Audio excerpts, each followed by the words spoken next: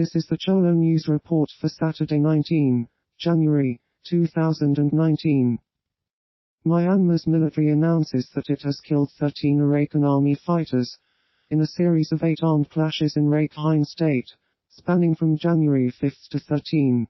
In the same press conference, a military spokesman states that the Arakan army had been newly classified as a terrorist organization. The state earlier was the site of a brutal counterinsurgency campaign by the military against the Muslim Rohingya minority, causing more than 700,000 to flee to neighboring Bangladesh. Military officers said at a news conference in the capital, Naypyidaw, that leader Aung San Suu Kyi ordered security forces to launch the offensive against the Arakan army. The violence has brought fresh turmoil to the region, the site of a massive crackdown on the Rohingya Muslim minority in 2017, and represents another setback for the Buddhist majority country's embattled peace process. Yang Lee, UN Special Rapporteur for Human Rights in Myanmar, voiced alarm at the escalating violence in Rakhine, and urged both sides to show restraint and protect civilians. The ethnic Rakhine population must not be demonized and targeted by the military on suspicion of association with the AA, Lee said in a statement. An illegally tapped fuel pipeline explodes into Ualalpan, Hidalgo, Mexico, killing at least 20 people who had gathered to steal the leaking fuel. Mexican television footage showed flames leaping into the night sky on Friday in the municipality of Ualalpan, to the north of Mexico City, as people shouted and cried for help.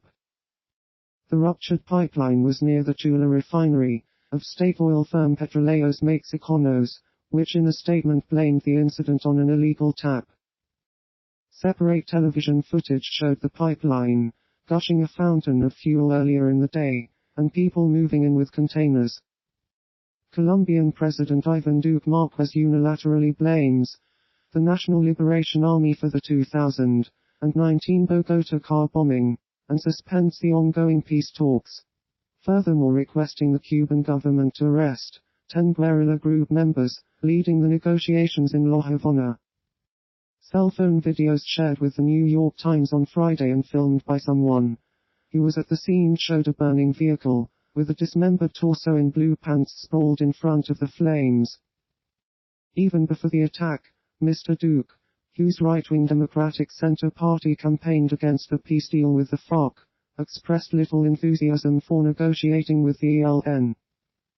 Last January, a faction of the group claimed responsibility for an attack that killed 5 police officers and wounded 40 others in a Colombian port city. The Congolese government rejects a request by the African Union to delay the announcement of the final result of the 30th of December, 2018 general election, which is being appealed in the country's constitutional court amidst accusations of election fraud. At a summit in Addis Ababa, AU leaders announced late on Thursday that the union would dispatch envoys to Kinshasa in a bid to end the crisis.